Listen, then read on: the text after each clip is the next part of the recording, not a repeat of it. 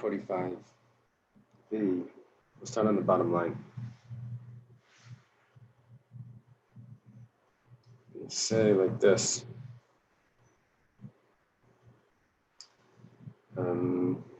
This was a conversation between two Talmidim of Rabbi Yochanan, and Rabbi, and they were asking questions and answering, and then Rabbi Yochanan woke up. He said, if it's not clear to you, you shouldn't be answering. So I said, okay, you answer. So anyway, they went through a bunch of questions. We're holding by this one. Why are idolaters, why do they have a stench? The stench of sin. So it's like because they weren't by Har Sinai.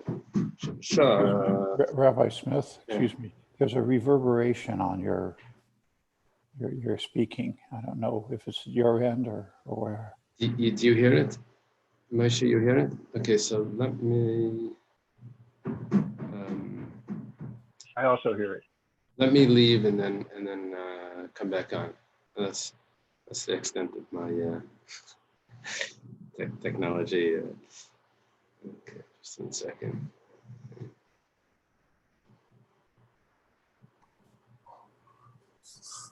The rabbi reboots. Elvis has left the building, but we'll be right back.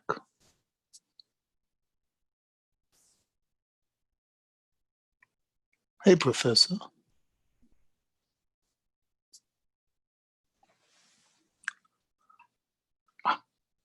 There. Hi. Can you hear me?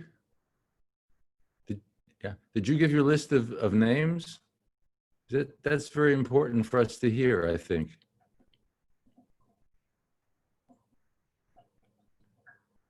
Oops.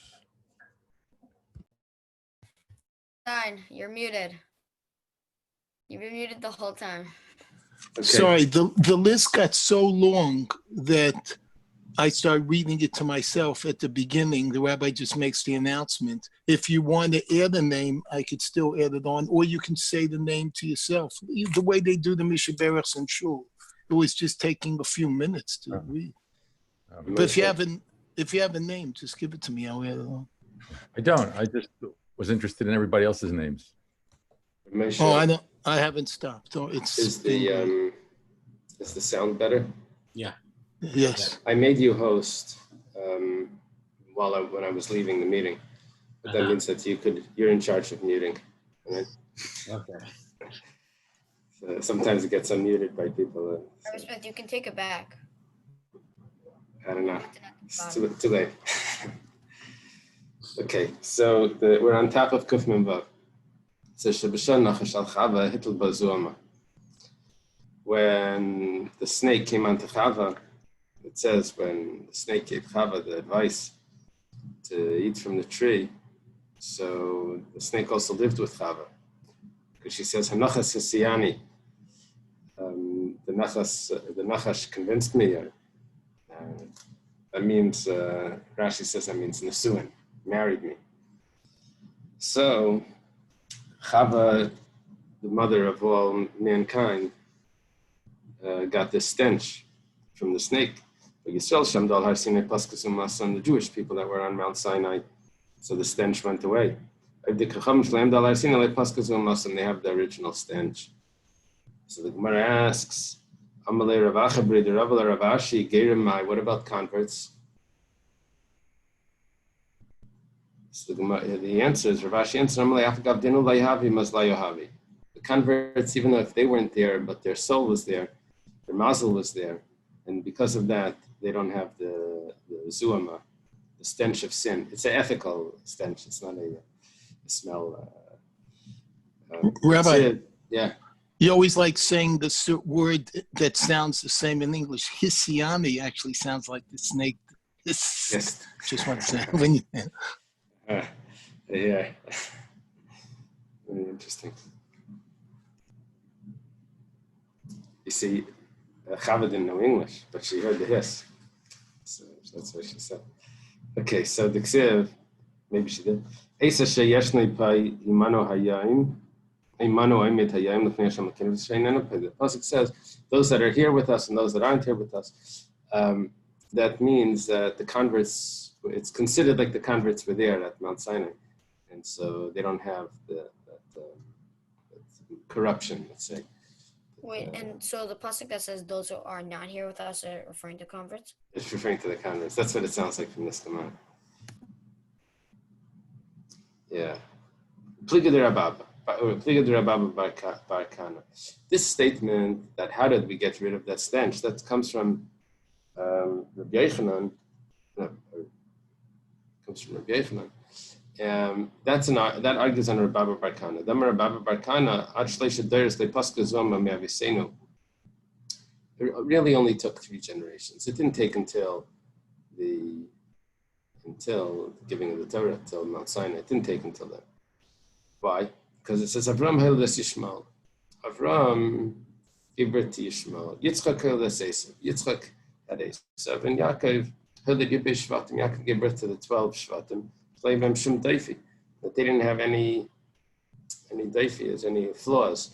So it means that whatever issues there were, that was already gone by Yaakov well before 210 years at least, before the giving of the Torah. So, okay. We have a new Mishnah, Halachas. Mishnah says, Shever Adam Esachavis Lechalim and Egregors. A person is allowed to break the barrel open to eat gregors, which are dried figs.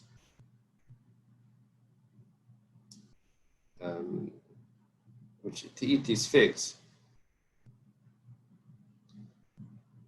As long as you don't intend to make a vessel. Now, I was going to explain, it's a bit of a discussion, that you're using a kitchen knife to do this, using a regular knife to do this. And there is an opinion that holds that you're not allowed to use a knife for anything else other than what it's intended for, the opinion of Rabbi Nehemiah. Over here we're saying that you're allowed to use a kitchen knife to open up a barrel, and you don't have a problem of the knife, you don't have a problem of opening the barrel. There's like 2 issues here. It's not considered making a keli when you take the cut open a barrel. Making a keli would be called tikkun mana, fixing a keli, and it's also under the category of makeh b'patish. Fixing a keli is like completing the last bang of the hammer. So Rashi over here says, person is allowed to, the expression is shever adam. Rashi says, de'im makalkal shemis Shabbos. You're just breaking it. There's no problem over here at all. According to this, Rashi, we were talking about, in our days, we were talking about opening cans. According to this Rashi, there seems to be no problem. You're breaking it. I mean, when you're opening it, you're just breaking it. And however, the other Rishonim argue on this. They say, 1 second. It says, Kalam Kalkalim Peturin. Anything that's breaking is exempt. It doesn't say that it's mutter. And this must be a special exemption because you need the wine for Shabbos. So there is a leniency here. Tzarech Shabbos, you're allowed to do this, even though officially you shouldn't be even breaking a vessel. It has to do with if there's a concept of stira by kalim. Usually we say ein binyan b'kalim, which means ein stira b'kalim. You can't build vessels, which means you can't break vessels. There's no building. The concept of building on Shabbos doesn't apply to the vessels. That's a question if that applies, that it's even permissible. Or does it just mean that you're exempt? Okay. So there's a relevance in halacha with this little piece of it. Now it says, not allowed to puncture a stopper. Apparently, they would put a stopper on top of the wine, maybe like a cork type of thing. They would use clay, and they would put a stopper on top of the barrel, and then you can make a hole in the stopper, or you can take the stopper out. Depends on how much you're going to use, probably. Rabbi Yehuda says you're not allowed to do this. Chacham say you are allowed to do this. You are allowed to make a hole in the stopper. And you can't pierce the side. Now, the side of what? We're going to see in the Gemara, there's two possibilities. Either it means the side, I think it means the side of the barrel, but it could mean the side that there's a stopper in the side and you're piercing the stopper. Or it could mean to make a brand new hole in the barrel. You're not allowed to do that. We'll see in the Gemara. It might in the kuba, but if there was already a hole, then you can't put wax on it to seal the hole. Because you're smoothing out. Mareach is a told of memachik, which is smoothing out. So you can't flatten the wax. Today everyone's using the hand sanitizers on Shabbos, probably because when it goes into your hand, it flattens anyway. If it would have been something that held its form, then it would be a problem. It would be like wax. Like wax holds its form. You can't smooth out wax. But that's why we don't use bar soap. But I guess because it's like oil type of thing, it flattens out. Amar Rabbi Yehuda Ma'aseh Lefnei Rabbi Yechon Medzakei Ba'arav V'Amar Cheshen Le'Mechatas. Rabbi Yehuda says the story came to Rabbi Yechon Medzakei in a place called Arab. Sounds like Arabia.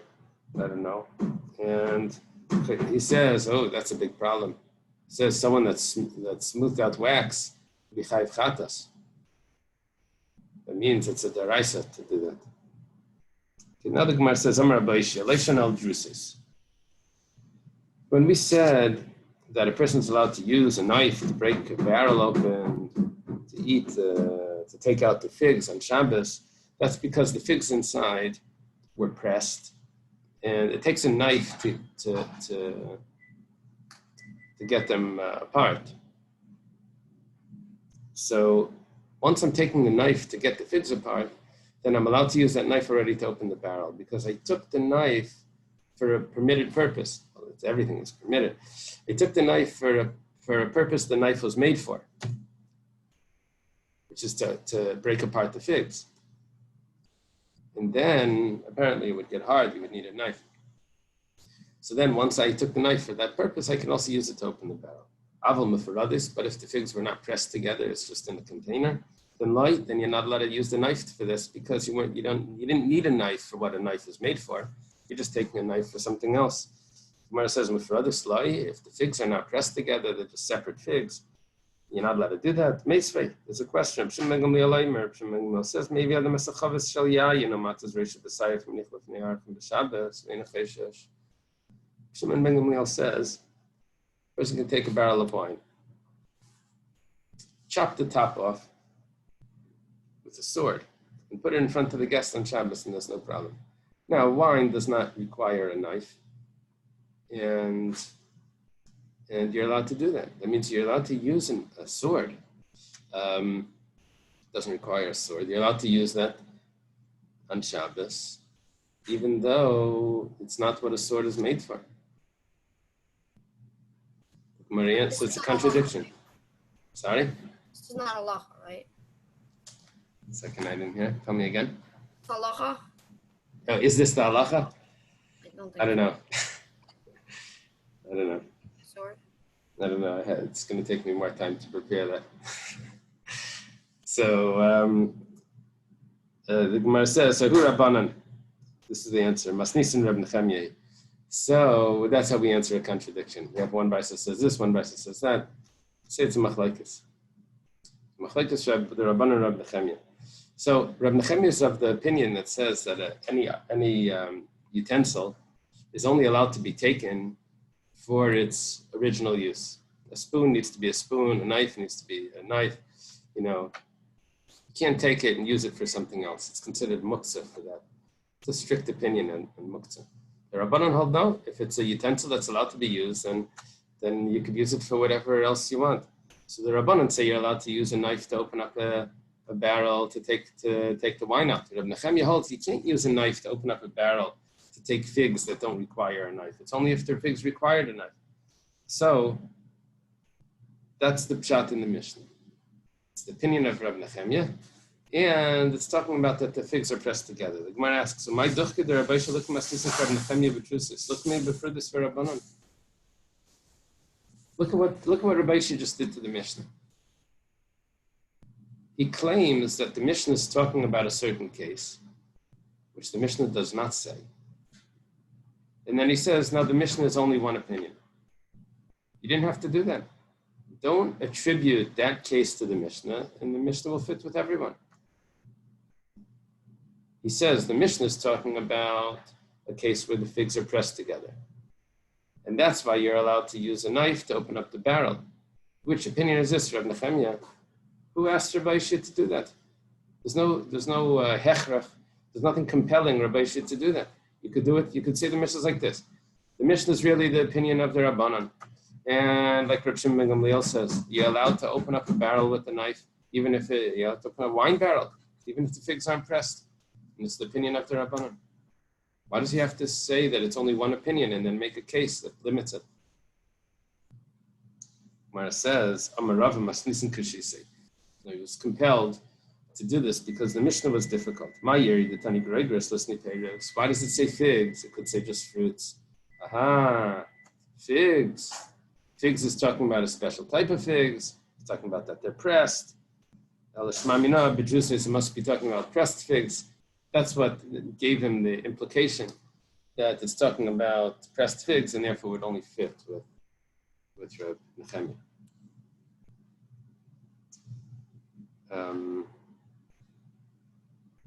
Okay. I'm sorry. Tanya Chada, one brisa says, "Chisali shel gregus shel tmarim mater umafkia v'chaytech." If I have a basket that has a lid on it, it's a basket. It's probably some sort of wicker basket. Now they would put dates in them, and the dates would ripen up, and they would cover the basket. Now, when they would cover it, they could tie it shut, they could braid it shut, and then they would have to open it up. They would have to untie it, uncover it, unbraid it, or cut it. So the first brisa says they're allowed to do that. They're allowed to open it up, and I think it's talking about we're using a knife. Using a knife to open it up. Even there's using a utensil to unbraid it. The other brisa says mater, you're allowed to untie it. You can't unbraid it, and you can't cut it with a knife. Well, it's a bit of a contradiction. One brisa says yes, one brisa says no, regarding the unbraiding and the cutting. One says like kasha, it's not a problem. It's back to the machlekes that we were mentioning. Are you using a utensil for something that it wasn't intended for? But Nechemia holds, if you do that, then it's not allowed. So that's the brisa that says you're not allowed to use a knife to cut a rope. A knife is made for the kitchen, not for cutting open containers. Yeah. You can tell on knives. Oh, what is that? Oh, that's a sword. Yeah. You can tell on the knives if the family uses it. Right? There's the screws and different things. You see it's a little twisted at the end. So, oh wow.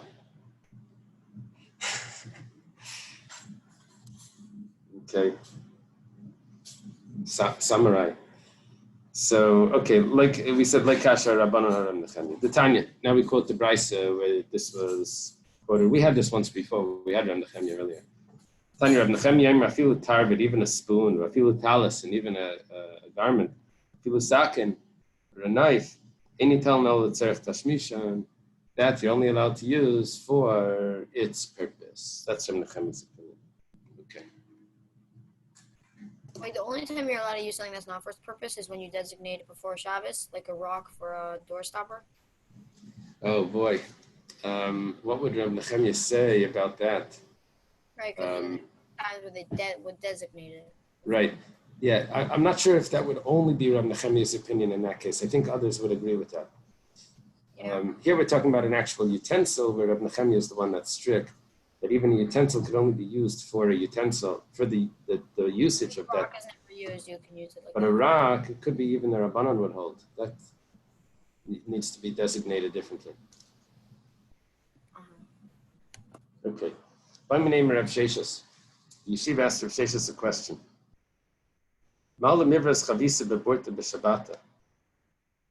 Are you allowed to make a hole in a barrel? Borta is a spear. Use a spear. Professor Lechtenstein, you're going to pull out a spear now? Are you allowed to make a hole in a barrel with a spear? Yeah, they told me about some non-Jewish singer that would turn off his television with a gun, would shoot it when he was tired at night. So anyway, here he's just going to make a hole in the barrel with a spear. The pischa k'mechavin v'aser, is he making an opening? That's a problem. To make an opening in the barrel, that's misakin mana. He's making it into an opening that you can use, fill it and empty. Or maybe he's just trying to be generous, showing it's going to make a hole and everything that will pour out, we can use this. It's just to take out the wine, but it's not really to make an opening to use it. The notes down here explain it, that the first one is when he's trying to do a finishing touch on the Eily. The second one is like when he has guests, that he's just trying to like show that it's flowing out like a lot and generously. Very good. And like the first Very one, good. if he had wanted to make a finishing touch, he would have made it more like a circular, and you would put more intellect into it than just throwing it. Very good. Very good. So the first one would be misakin mana, would be fixing a Eily. Is he considered like fixing a Eily? Or do we say that he's just being generous and he's just showing everyone that he can get the wine out and everyone can drink as much as they want? So Amar Lei, Rav Sheshis responds, he's making an opening and it's a problem. Basically, the Gemara has a question, or maybe Adam Chavashal Yain Matzis Risha B'Sayef. This person's allowed to take the top off the barrel. Well, he's making an opening in the barrel. Why is he allowed to do that? If you tell me an opening is asur, why is he allowed to take the top off? It says Hasan Vadei Layin Yafet K'Mechaven. Over there, he's making such a big hole, then it's for sure just to be generous. It's not because he wants to make. He's not fixing the barrel. He's just being generous to get the wine out. He's taking off the whole top.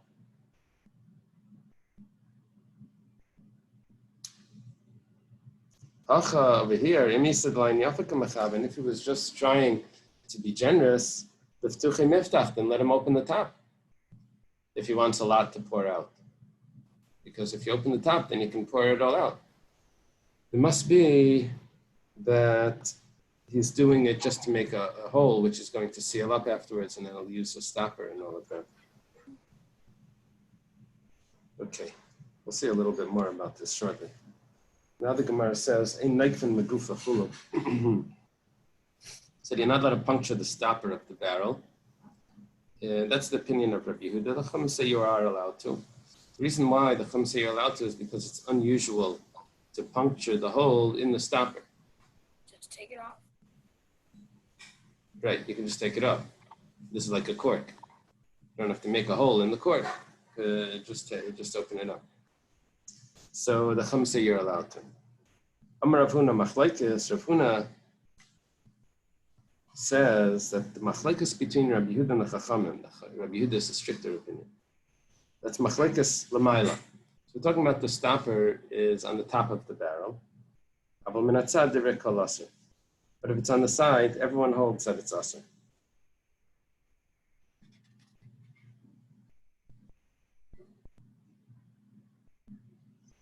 Now, everyone holds its aser on the side because over there was more usual to do it. So even the Chachamim would say that this is something that's usual to do, and that's not allowed on Shabbos.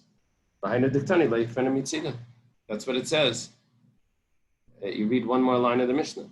It says, there's a machlekes, ein neikvim megufa shel chavos de Rabbi Yehuda matirim. The next line says, you can't make a hole on the side. Why? Because what is it talking about? You can't make a hole in the stopper that's on the side. Because that would be more common. And no one argues on that. doesn't say it's a mistaper. The Ikvenu Mitzida doesn't say that. It doesn't say that you're making a hole in the stopper. According to Rav Huna, that's a good way of translating it, and that will say that everyone agrees that the hole in the stopper on the side of the barrel is going to be usher. So, yeah, if we had the barrels in front of us, we would understand exactly like what the issues are. Making the holes. I'm just imagining, they have those water, like 5-gallon water things. You pull the thing out and the water comes, you have to stretch it out and then the water drains and you push it back in. So there's like a stopper there, but there's also a way of using that stopper that you open it and close it. So Rav Chisda says no. He argues on Rav Huna. He says, really, machlekes min hatzad. Machlekes is on the side. The Chachamim are lenient even on the side to make a hole in the stopper. Aval al gaba de rekol mutter, but on the top everyone holds that it's mutter, the opposite of Rav Huna. Rav Huna said on the top everyone holds it's usher to put a hole in the stopper. I'm sorry.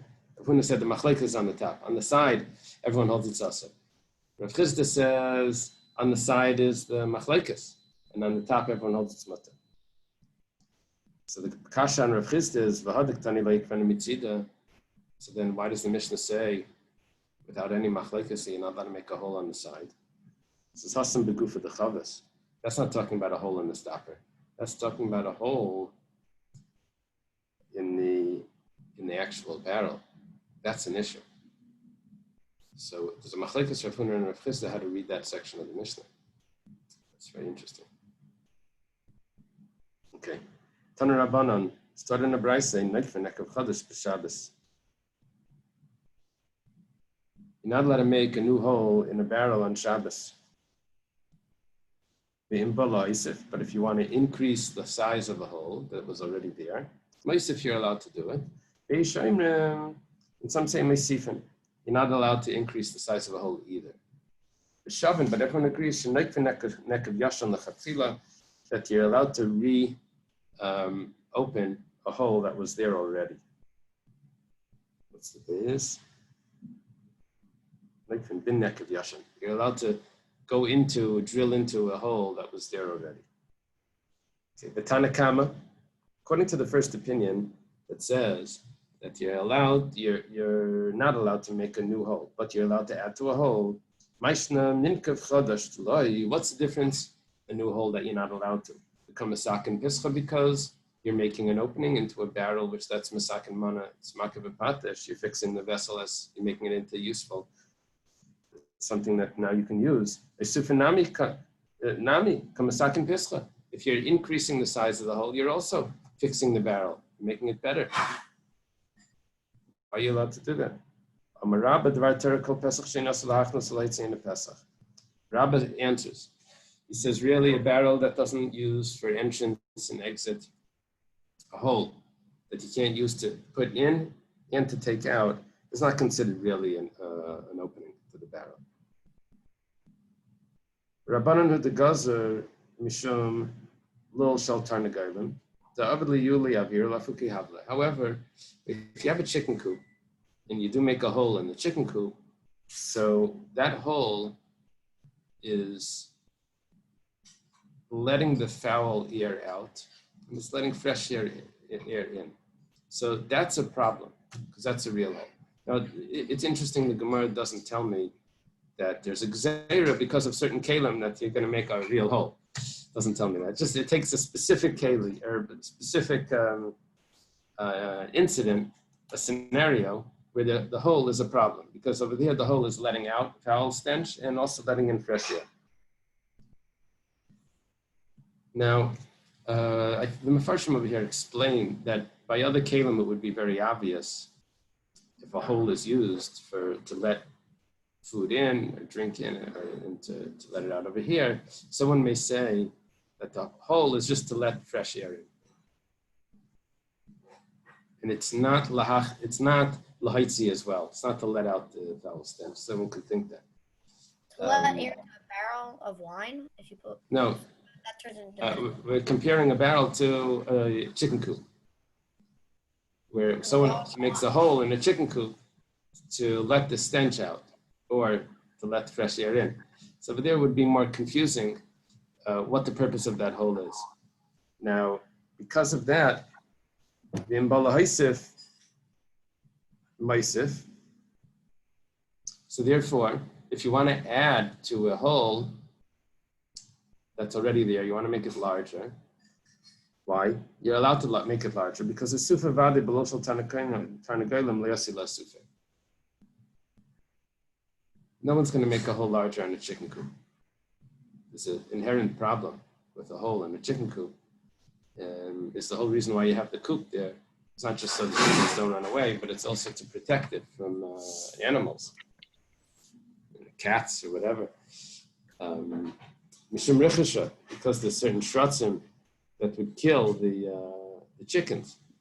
So no one's, yeah. How do you know in Mosif he didn't mean make more holes in the chicken coop as opposed to enlarge the hole? Because this picture shows top of a chicken coop with multiple holes. Right.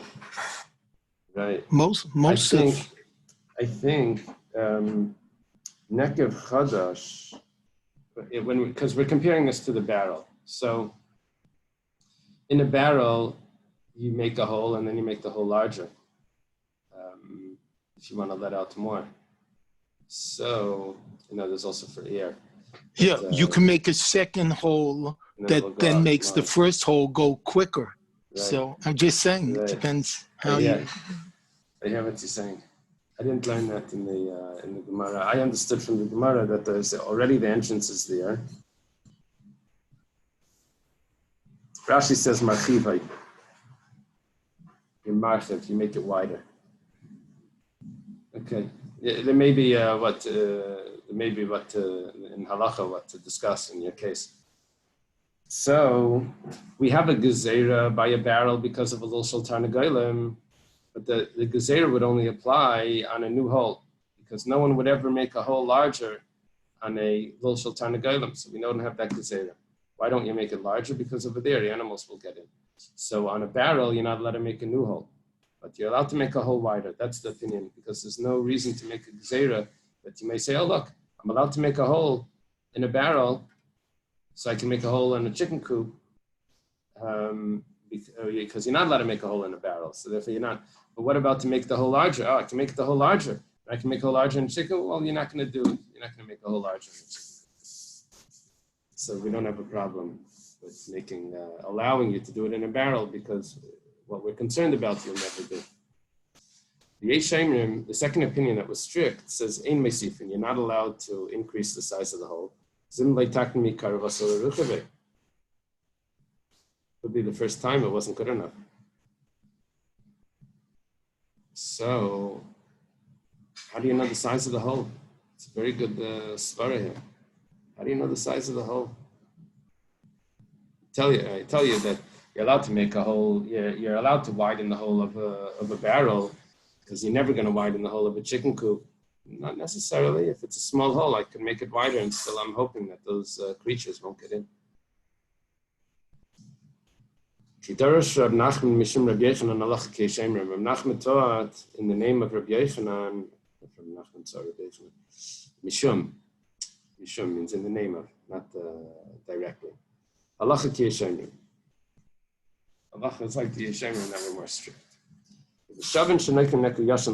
They agree that you're allowed to reopen a hole that was there already beforehand.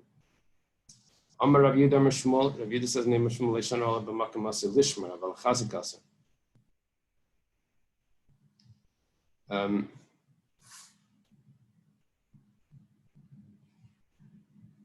We're saying is that the hole got resealed. You made a hole, you sealed it up. Now you're allowed to make a new hole. Question is, when you resealed it up, what type of seal was that? So when you have a bottle of wine, you put the cork on. So that seals it. There's two things that you're hoping. One is that if it tilts to the side, the wine won't spill out. And the other one is that the air disturbs the wine or whatever, or the way the Gemara calls it is that it will let the aroma of the wine out. You want to keep that aroma in. So either way, whatever it is, it's either holding in the air or it's holding in the wine. Now, if the protection, if the stopper is on the top, then it's holding in the air. If it's on the side or if it's on the bottom, it's holding in the wine. So when it says over here that you're allowed to make a hole in a sealed hole that was already there once, you're allowed to re-drill it. So on Shabbos, that's because that hole was only asi lishmer. But if that hole was there lechazik, it's to strengthen it. That means that no wine should go out. Then it's asr because now it's like you're making a new hole. What's the case of just guarding? It's guarding and strengthening. That's the term here. What's the case of guarding? What's the case of strengthening? If the hole is above the wine level, the water level, the liquid, it's above that, it's in the air space, then it's just guarding it. It's protecting the air from getting out, the aroma. But if the hole is beneath that, then it needs to be a stronger plug. So then, this is strengthening the barrel. Rava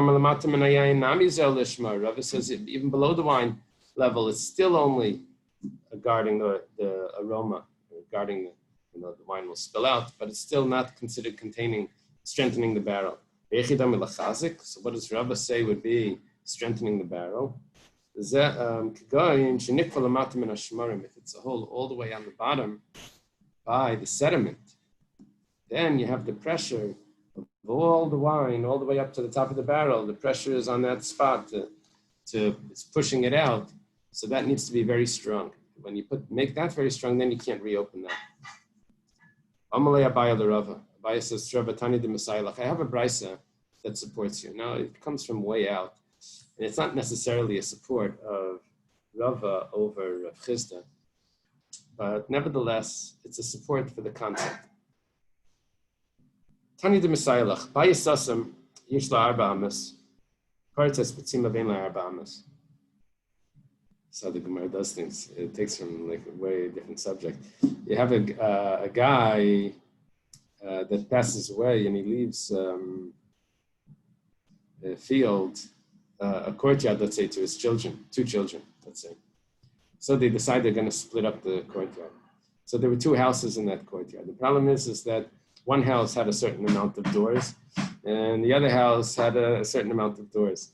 So in front of each doorway, there's a certain amount of area that you get extras to the house, even if it's a small house. But if it has 2 doors, you're going to get an extra 4 amas in the courtyard because that's inherent in having a door. It means that you need a space in front of the door to put the things down. So it's like 2 parking spots or something. So let's say there's one of these doors that's closed off. So how is it closed off? So if it's just locked, it's sealed, the door is sealed, I don't know, they put a board over it. So you still get 4 amas when you divide up that courtyard. But if you took off the door frame and you fixed it like that, you redid the wall, Parasas Pitsima means you took off the frame. So then that's already finished. You don't get the 4 amas over there. Same thing with the house. If the doors are the door is sealed off. The doors are sealed off. So, and there's a corpse inside the house. So the tumah doesn't go out of the house. It stays in the house. It would go out through the door. It's machlekes Rashi and Taisus how to learn this. But whatever the case is, in the next one, Parasas Betzima, if you take off the door and you seal off the entire house, there's no way in, no way out. Then the house becomes like a grave. And the grave gives off the tumah midirabanan, I think, for 4 cubits all around it. So what he's telling him is that there's different levels of sealing something off. And that you see from the house, that just closing off the door doesn't mean it's closed off. But if it's really closed off, that means you took away the door frame and you put on a board, you made it back into a wall, then that's considered really sealed. relevant to two halachas, to Cheshem Mishpat and Hilchas Tumah. Dividing up a courtyard and then for if it turns into a grave. Okay. Gufsa. Gufsa is a straw. A straw is in something that you can drink through. No, it's a hollow tube. Rav Asav Shmuel Shari. Rav says it's prohibited and Shmuel says it's permissible. Okay, what are we talking about over here? You're putting a straw through a barrel. Gemara says through a hole in the barrel. Everyone holds you're not allowed to cut the straw to size. Everyone holds that. Maybe it's some sort of siphon. Everyone holds you can't cut the straw to size because then you're misaken mana. You're fixing the straw. Maybe fixing the barrel. So keep ligi, where is the machlekes, the chatcha v'lei mesakna? That it was cut already, but it wasn't put into place. You cut it, but you didn't measure it. You didn't see if it fits. Manda asar, the one that says that you're not allowed to put it into place to see if it fits. It says there's a gzeira. You're not allowed to see if it fits on Shabbos. You're not allowed to put it in. You might end up cutting it. Mandashari legazrinan. One that says, no, it's not a problem. It doesn't make a gzeira just because you're testing it to see if it works. It doesn't mean that you're going to cut it. Gemara says, Kitanai, this is actually a machlekes tanai. Ein chaytchen shveiferes b'yamtiv. You can't cut a tube on yamtiv ein tzarich b'Shabbos. For sure not on Shabbos. Nafla, if the tube fell in. So machzir neisa b'Shabbos, you're allowed to put it back. Ein tzarich b'yamtiv, and you're for sure allowed to put it back on yamtiv. Rabbi Yoshia Mekel and Rabbi Yoshia is lenient. Rabbi Yoshia, hey, this is always a problem when Rices do this. When there's two statements, and then you say that there's another opinion that's lenient. The question is, which statement is he lenient on? First statement or the second one? Eily Ma'aresha, if you're talking about the first one was talking about you're allowed to cut it. Yeah, sorry. You're not allowed to cut it on Yom Tov, and for sure not on Shabbos. And you tell me Rabbi Yoshia is lenient. How could he be lenient about that? That's very strict. That's a big issue. You're fixing a utensil to size. You're cutting it. You're misaken mana. It's makib b'patish. Ella Sefer. We're talking about the end of the Mishnah, which talks about putting it into place to see if it works. So we say that Rabbi Yoshia is lenient. The problem with that is Tanakam and Ami Mishra Kashay. The Tanakam was also lenient. What do you say, Rabbi Yoshia Mekel? Tanakami and Rabbi Yoshia, you want to say? Ella the chatcha v'lei mesakna. Well, what are we talking about? That you cut it and you didn't put it into place yet. Not that it was in place and it fell in. It could be neither. That's the difference. Marsav gazrina, marsav legazrina. It's machlekes if you're allowed to do this. Darash Rab Shisha Brei Rabbi Mishmid Rabbi Yochanan lak Rabbi Yoshia. They said in the name of Rabbi Yochanan, Rab Shisha Brei Rabbi says that Allah like Rabbi Yoshia that's lenient. It says you're allowed to. Now we say Vim Haisen Akuva that if there was a hole, said we couldn't use wax to seal it off.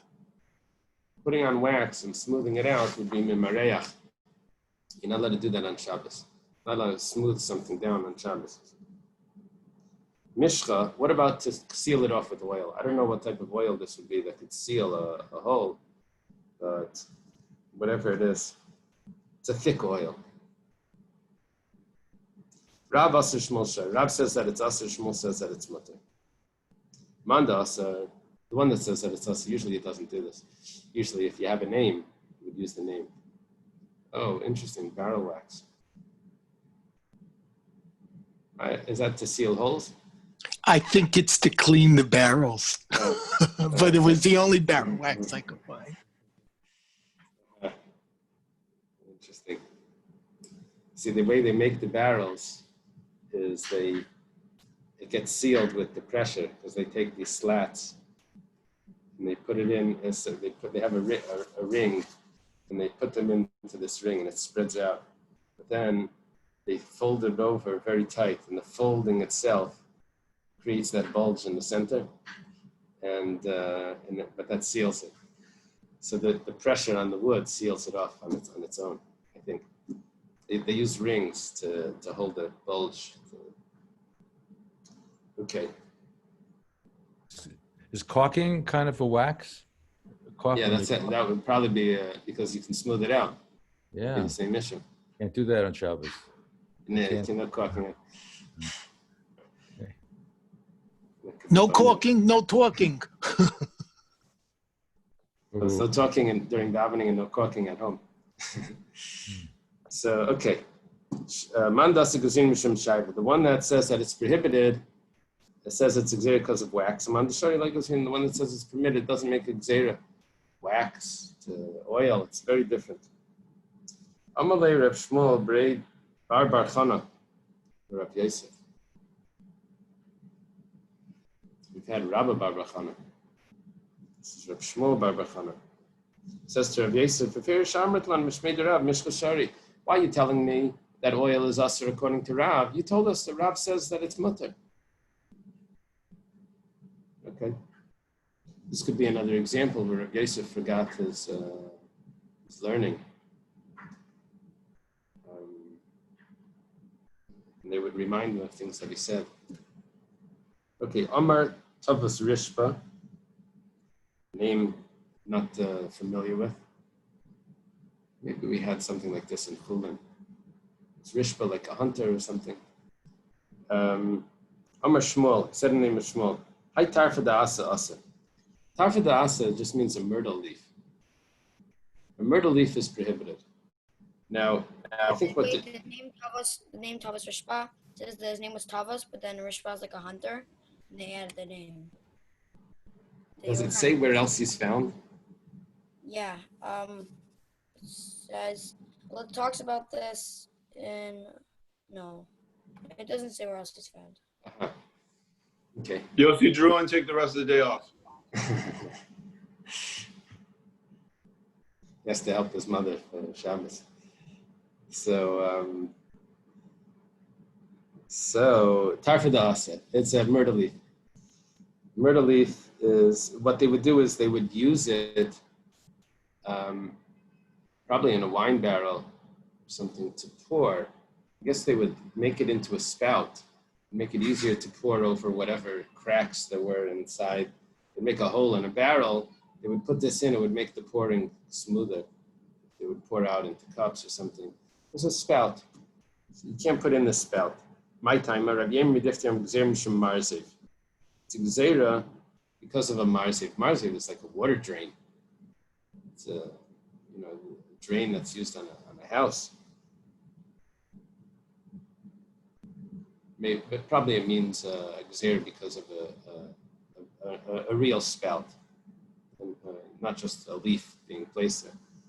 Rav Ashi says no, the problem is different. You might cut it off the tree. My benai, what's the difference between them? The katam manfi, if you're allowed to use it, if it's cut off.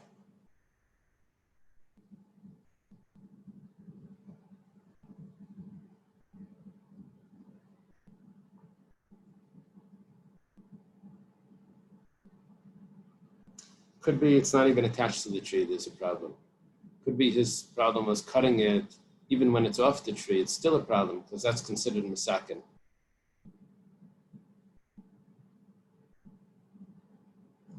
If it's already cut, are you allowed to put it in? So according to the opinion that says the gzeir is because of a marziv, it doesn't have to do with being cut. It's asur. According to the opinion that says no, there's a problem because of cutting it. So then once it's cut, it should be mutter. The beis sadya is some sort of felt cloth that you could wrap it around yourself, but it's really made, could be used as a cushion as well. This reminds me of going to the mikveh in places where you don't have an eruv. So we would put a towel around your neck like a scarf. You would walk around with the towel. Then you'd go to the mikveh and put the towel back on and put it back wherever you keep it. Leave it there, then another 100 people use it. But you're wearing a towel. I mean, a towel is that's really what you wear. So, beis sadya, this is a piece of felt. Rab Asa Shmuel Shari. Rab says that it's prohibited to wear it in Rosh Hashanah. Shmuel says you're allowed to. Now, Barakin, if it's soft, to Kuli Amalek Pligi the Shari, everyone holds that you're allowed to. It's a soft, it's comfortable. But Bakashin, but if it's very firm, Kuli Amalek Pligi Das, everyone agrees that it's prohibited to wear. Ki Pligi the Mitzi, the Machlekes is when it's not so soft, not so, somewhere in the middle. Manda Asar, one that says the Mechzik Masik, that looks like a load. Manda Sharli Mechzik Masik, the one that says that it's prohibited. They say it doesn't look like a carrying. It still looks like a garment. This that we said, that Rav said that it's Asr, wasn't actually taught directly. It was understood from a story. It was implied. Rav came to this place. This was Shabbos or something, and there wasn't enough room for everyone. So they went outside. They brought him a felt to sit on. Lo Yosef, he doesn't want to sit down. One that was watching said, oh, it's because he doesn't hold that you're allowed to carry a felt. He says, that's not actually what happened. The Rav He wasn't carrying the padding, he was just sitting on it. He was going to sit down, but someone carried it for them, and he didn't want to use it. So, the Rav announced that you're allowed to carry a felt, not carry, but to wear a felt. Mishum Kavod Rabbi Seinel Yashav was really because of the honor of the rabbis that were there. Rav didn't want to sit because they didn't have chairs, so he wanted to stand for them. Uman Ninu Rav Kana Ravasi. This is Rav Kana and Rav Asi, very great people that were in Bavel when Rav arrived, and they were contemporaries. Rav gave them a lot of respect. They didn't want to sit down when they were there. I wonder if it's the same Rav Kana that was under Rav's bed. It was probably, that sounded like a student. It sounds like someone that was there before. And we know that there were different Rav Kanas. On the chart, there were two, but those two, I think, one is early and one's late. I think there were two even early, two early ones. Yeah, they have the famous story that there was a rumor about a certain milk company, a Chalav Yisrael company, that Reb Moshe Feinstein didn't drink from. The rumor went around. Anyway, they asked Reb Moshe why you said that or whatever. He said, I never said anything about that. No. They investigated. It turned out that there was a bris, and there were two bottles of milk, one from each company. Reb Moshe picked up one and he put it down, and they picked up the other one and he poured it in. So someone watching. Sorry? Someone watching said that Reb Moshe doesn't use that company. Reb Moshe said that I looked at it, it was empty. I took the other one. Nothing to do. But anyway, that's how rumors start. And that's what happened over here. Rav didn't want to sit. They said, oh, you're not allowed to carry a felt. He said, no, you're allowed to. It was two people there. You didn't want to sit. Okay. We have a Mishnah. It says, Nation Tavshel l'tei chabar b'shvil sheyeh shamer. Umar's going to ask, this seems very obvious. It says you're allowed to put food into a pit so that it should be protected. And you're allowed, let's say you have a container of water. So it's a sealed container. And you can put it into cool water to cool it down. B'shvil sheyeh tzanu said it should cool down. Now the other water is not drinkable water, but it's still cooler. So it's not a problem. You put it in there and it's still sealed. So you'll get cool and it won't get dirty. The container will get dirty, but not the water. So v'satzayim b'chama, and you put cold water in the sun, b'shvil sheyeh chama, that it should warm up. The Gemara is going to discuss what the chiddush is in each of these. Someone that's clothing got soaked in water, she can still continue walking and there's no problem. You come to the outer courtyard, you spread them out in the sun, but not so everyone can see. We're going to see what the issue is. Marasayan and how that works. The Gemara asks first on the Mishnah, it says you're allowed to put food into a pit. This is pshita. What's the problem? Why can't you put food into a pit? Gemara says, it could be that the bottom of the pit is not flat. When you put the food, the pot down, you're going to like make a surface for it. It's going to end up flattening out the floor. It's going to fill in holes. And that's a problem on Shabbos, to fill in holes. If it's outside, it's one thing. If it's inside, it's another thing. But it's a problem of filling in holes. Kamashman, that it's not a problem. You're just going to put it down, and you're not going to care about the floor if it's straight or not.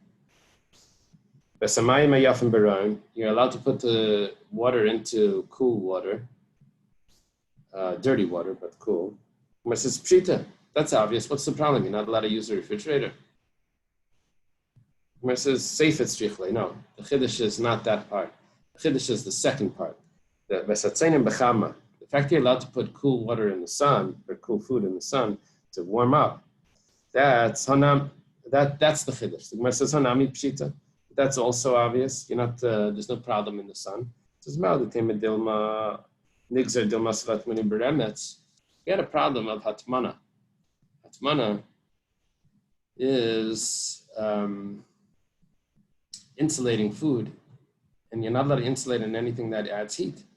Here, you're putting it outside, and it's going to add heat. Now, it's not insulated, but you may think that if I can put it in the sun, I can also put it into ash.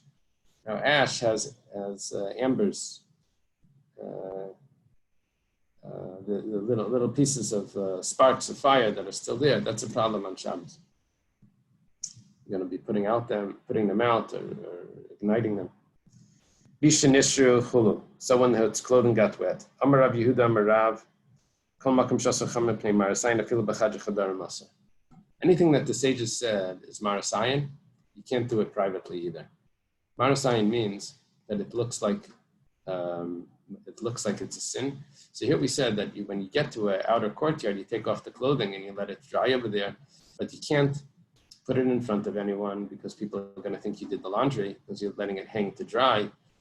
So you have to put it in a place where people won't be looking. Kasha is, 1 second, if it's a problem with marasayan, then it doesn't matter if people are watching.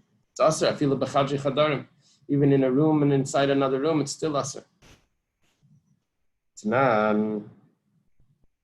But the Mishnah says you're allowed to hang it up to dry, but not in front of people. It's a question. My answer is Tanai. It's a machlekes Tanai. Tanya, I'm going to go a little further because just to get started on the daf of today, because this was yesterday's. Tanya was starting on the brayso. Sheitchem b'chama, you're allowed to spread it in the sun. Rabbi Keneged Am. Rabbi Lazar Reb Shimon Eisner. Rabbi Lazar Reb Shimon says it's asr. Aha. So you're right. There are Tanaim that hold that it's asr, but there are those that hold that it's mutter. We paskin like them that afilu b'chadri chadarim is asr. Actually, there was a tshuva from the Piskei Tshuva. I forget what sefer he wrote. He wrote another sefer, Piskei Tshuva. Piskei Tshuva is the collection of tshuvas. He had 180 svarim that he used to collect.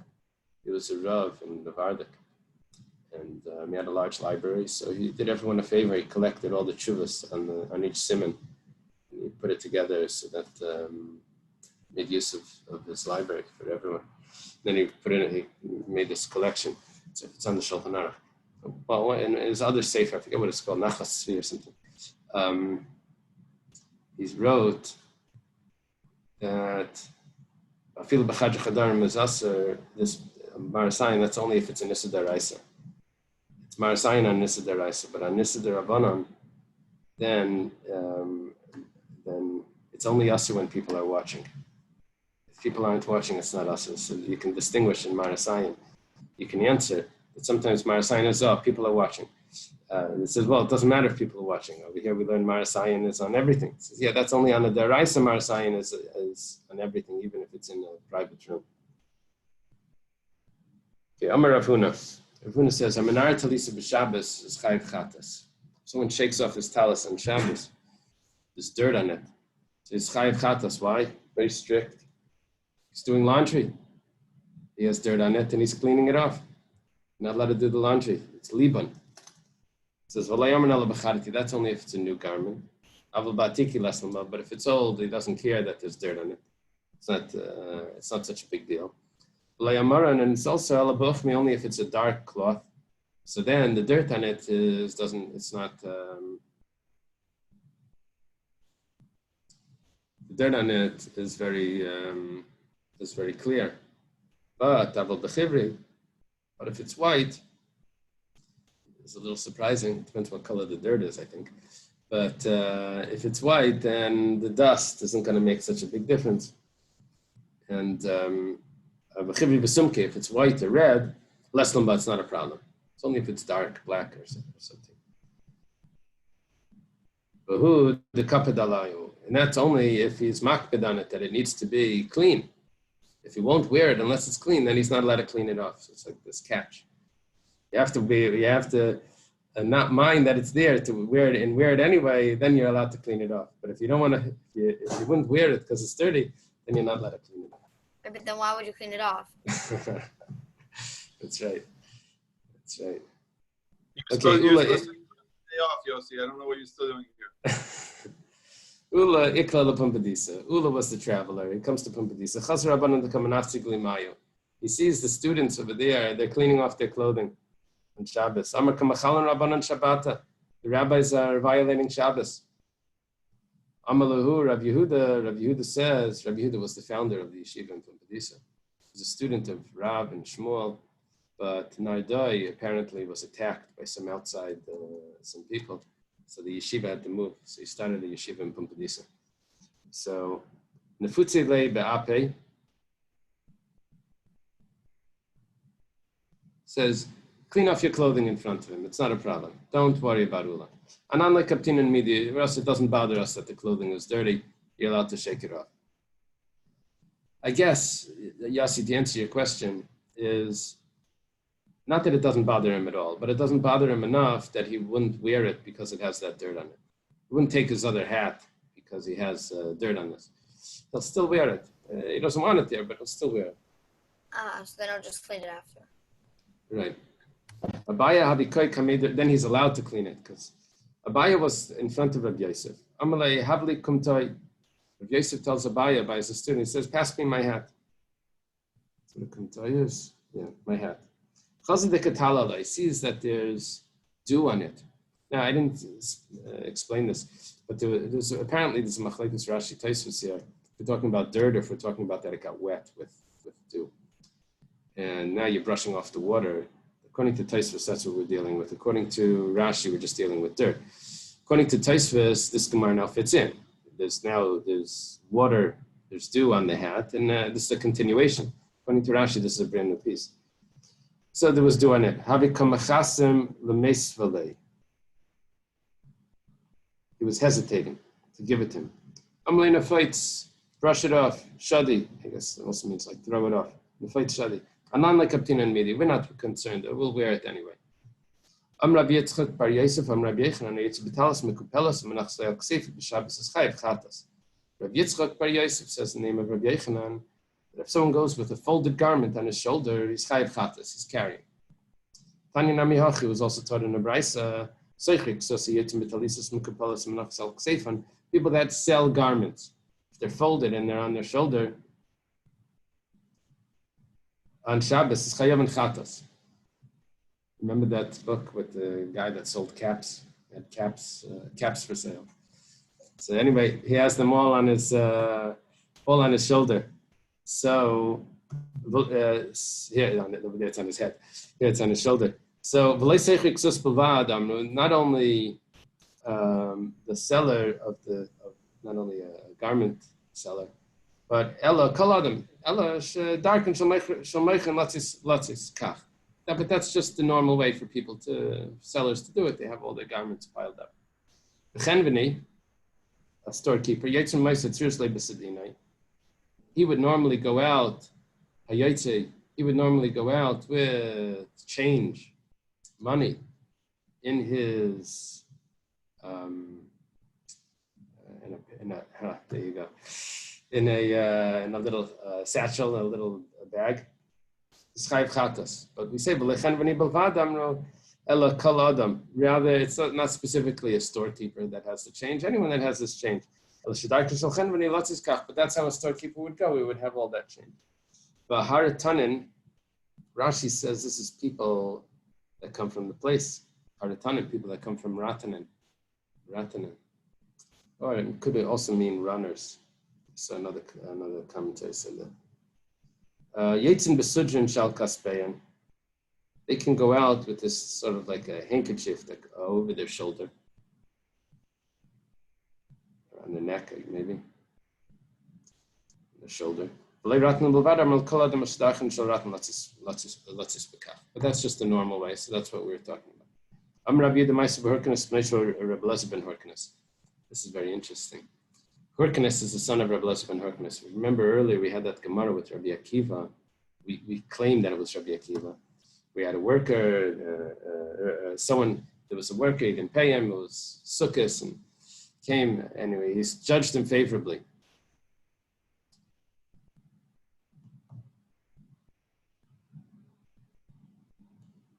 I think we did Kuf Lamed Zayin. I think that we said we had a simon for it.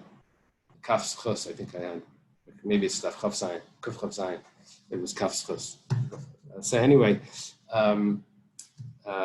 over there we said that he gave everything to Hektish because his son Hyrcanus wasn't studying Torah anyway. So we said that it was Rabbi ben Hyrcanus. Here we have it.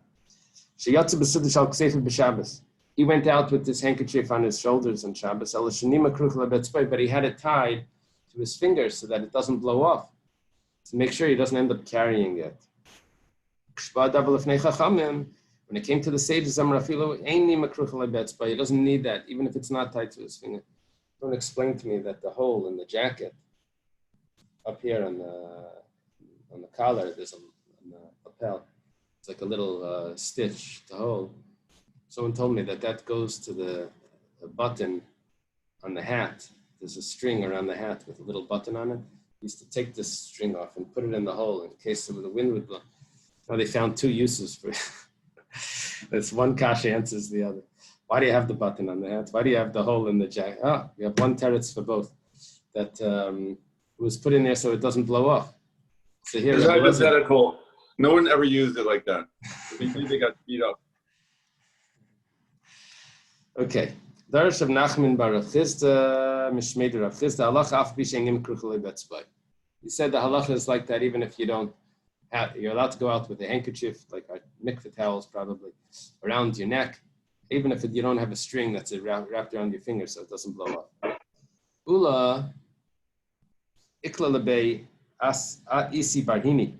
Ula comes to that house, the house of isi barhini. They asked her, Malas is marziv b'Shabbos. You're allowed to make a marziv. Marziv is a drain.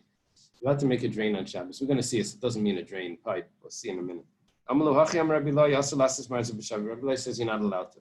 It's referring to clothing, folding up the clothing on the bottom, make it like a hem, and then it's like a drain because when you fold it up, things can drip out.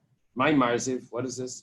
Kisi bablaisa, Babylonian pockets, which is that fold that they do in clothing. Are you allowed to do it like this? Are you allowed to do it like that? Reb Zeir is telling him it's asur. Rav Papa says, take this rule. If you're folding it up in